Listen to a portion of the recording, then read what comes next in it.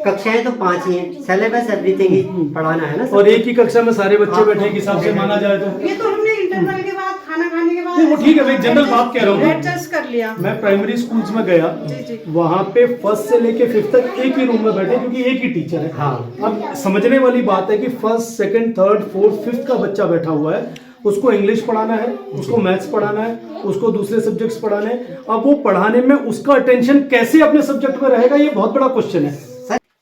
ऐसे ही कई सवाल हैं जो उत्तराखंड के सरकारी स्कूलों को लेकर बार बार उठते रहे हैं, बार बार सामने आते रहे हैं, लेकिन समाधान के नाम पर कुछ नहीं है। ये तस्वीरें उत्तराखंड के मुख्यमंत्री पुष्कर सिंह धामी की विधानसभा चंपावत के पड़ोस में लोहाघाट विधानसभा की हैं, जहां सरकारी स्कूलों की इमारतें या तो खंडहर हो चुकी हैं या फिर वहां इतना चुनौती वाला माहौल है कि लोग काम करने से भी डरते हैं। और इन परेशानियों के बीच सवालों का सिलसिला लंबा है कि उत्तराखंड के अंदर सरकारी स्कूलों का बहुत बुरा हाल है। मैं खास तौर पे बात कर रहा हूं चंपावत जिले के लोहाघाट विधानसभा की, जहां पे क्षेत्रीय स्कूलों में मैं भ्रमण के दौरान मैंने पाया कि स्कूलों के अंदर टीचर्स की बहुत कमी है, पीने के पानी की कमी है, जर्जर भवन है, बाउंड्री वॉल्स नहीं है स्कूल में, खेल के मैदान नहीं है बच्चों के लिए, कंप्यूटर्स हैं तो इंटरनेट नहीं है। और मुख्य विषय जिसपे हम विज्ञान, गणित, संस्कृत, हिंदी, अंग्रेजी ऐसे तमाम महत्वपूर्ण विषयों के आज भी इंटर कॉलेजेस में टीचर्स की बड़ी कमी महसूस हो रही है। बच्चे पढ़ना चाहते हैं साइंस साइड से, लेकिन उन इंटर कॉलेजेस में टीचर्स अवेलेबल नहीं है। तो ये बहुत दुर्भाग्यपूर्ण है कि ऐसे माहौल में हमारे बच्चे को मजबूरी में शिक्षा लेनी पड़ रही है। क्षेत्र के लोग स्कूल अच्छे ना होने की वजह से लगातार पलायन करने को मजबूर हैं।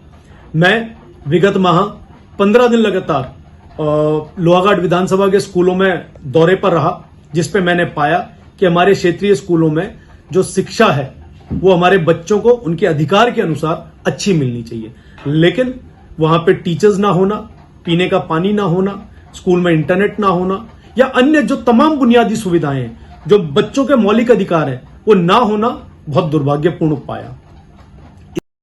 जिस जिले की एक विधानसभा से राज्य का मुख्यमंत्री खुद विधायक हो, उसी जिले की पड़ोस वाली विधानसभा में अगर स्कूलों की हकीकत ये है तो फिर अंदाजा लगाया जा सकता है कि उत्तराखंड के हालात क्या होंगे। सरकार दावे लगातार कर रही है, बातें बहुत बड़ी बड़ी हो रही हैं और ये भी कहा जाता है कि सरकारी स्कूलों को सुधारने के लिए तमाम कोशिशें हुई हैं, लेकिन वो कोशिशें कहाँ हुई हैं, किधर हुई हैं, वो कहीं दिखाई नहीं देती। और इन परिस्थितियों के बीच अगर बच्चों को पढ़ना पड़ रहा है जहाँ उनके लिए शिक्षक भी नहीं है, तो फिर वो पढ़ाई कैसे करते होंगे और वो बच्चे आगे कैसे बढ़ेंगे और कैसे उत्तराखंड तरक्की करेगा भविष्य में, इसे लेकर तमाम सवाल हैं जिनका जवाब अभी मिला नहीं। जब लगातार अपने क्षेत्र के प्रशासन से निवेदन करने पर, पत्राचार करने पर भी कोई समाधान नजर नहीं आया, जब मैंने देखा कि हमारे क्षेत्र के चुने हुए प्रतिनिधि इस ओर ध्यान नहीं दे रहे, जो सरकार लगातार 2 टर्म से हमारे उत्तराखंड में सरकार चला रही है,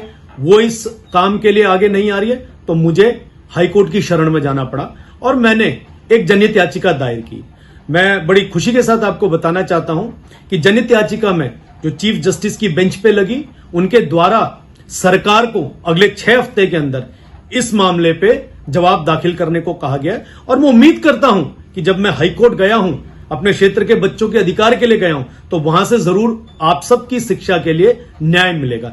आम आदमी पार्टी के प्रदेश उपाध्यक्ष राजेश बिष्ट की जनहित याचिका पर हाईकोर्ट ने सरकार से जवाब तलब किया है। अब देखना यह है कि सरकार जवाब क्या देती है और देखना यह भी है कि इस मामले में क्या कोई सुधार आएगा या फिर ये तस्वीरें सिर्फ ऐसी ही रहेंगी, क्योंकि सवाल सिर्फ सरकारी स्कूलों का नहीं बल्कि सवाल उत्तराखंड के भविष्य का, देश के भविष्य का है।